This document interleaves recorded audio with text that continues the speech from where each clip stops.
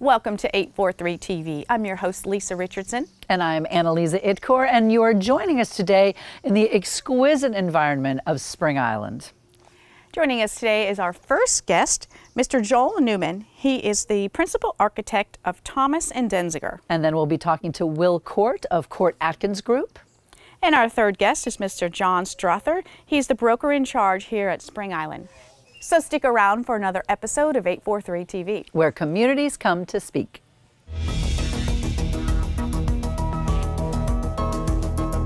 (843 TV), where Bluffton comes to speak.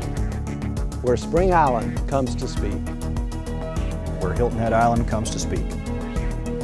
Where Beaufort comes to speak.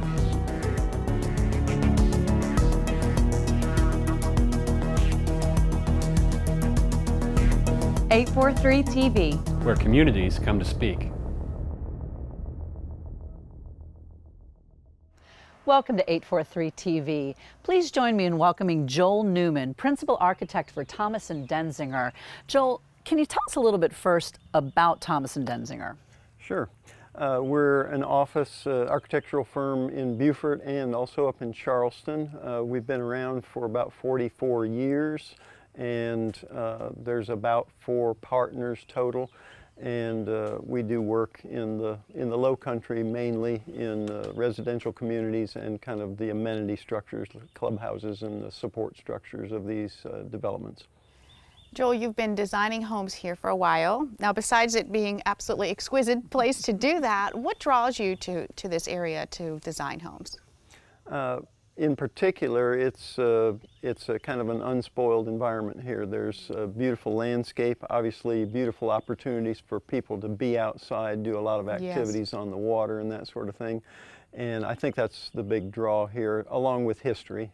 Places like Beaufort and Savannah and Charleston are very historical and draw people's interest to this area. And I think they discover the natural side of it when they get here. So that's a very appealing aspect of it.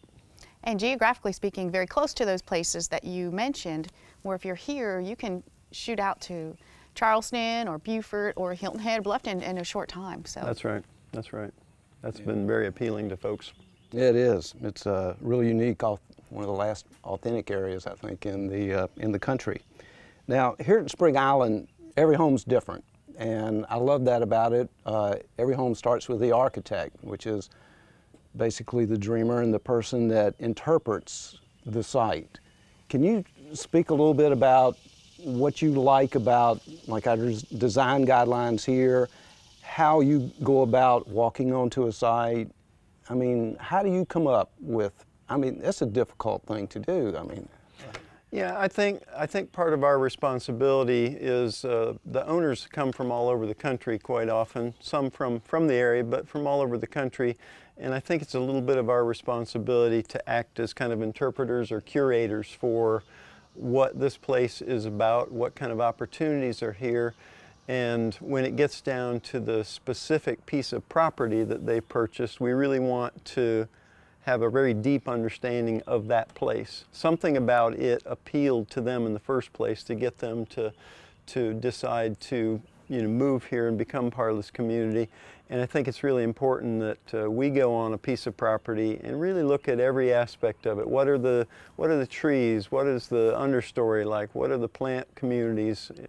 We often see unique animal opportunities here. There are eagle nests on some sites and that sort of thing. Those are all unique to here specifically because of the nature-basedness of Spring Island and the way they take care of things. So it's really important that we have a deep understanding of that really before we start drawing anything. And that's where we start. That coupled with whatever their unique interests are, what they're bringing to the table, what kind of needs they have, those two things married together are what we hope make a really unique solution for that specific person and that specific site.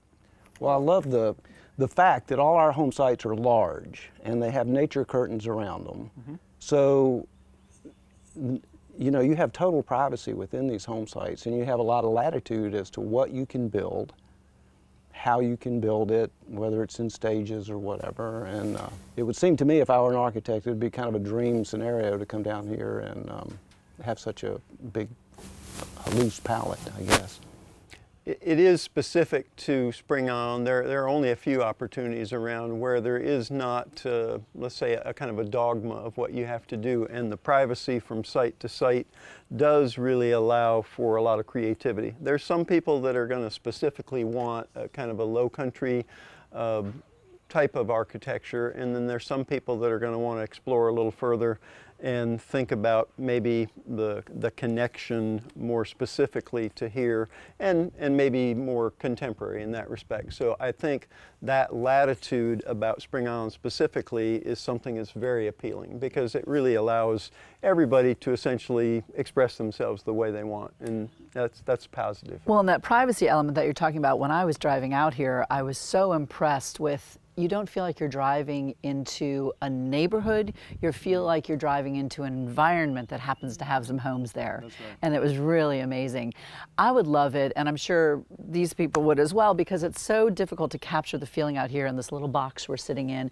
Tell us a little bit about some of the homes. Do you have some examples? I do. We brought two examples. One is kind of a small, I guess it would be described as kind of a jewel box, if it can be. I'm laughing at this because jewel box is 3,200 square feet, just to put a perspective on what we're talking about here. It's a jewel box. It's in comparison to the rest of the place. It's a mid-sized jewel box. So one of the projects, the Serafini House, is one of the Tabby Links cottages, and that development was built around some ponds that we actually worked with Robert Marvin to create, to set up some small settings for houses, and they're a very constricted footprint. You have to build within a small rectangle, but they're on a beautiful, you know, the 18th fairway and the marshes of the river out here, and then these landscape ponds. And so that house, I always describe to people like a Rubik's Cube, and that's a really interesting experience.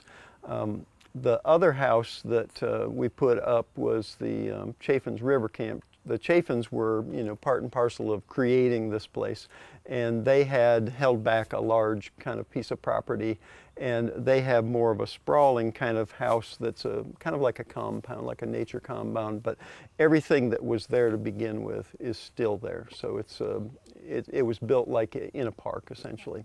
We're going to take a quick break, so stay right here. We'll be back with more 843 TV.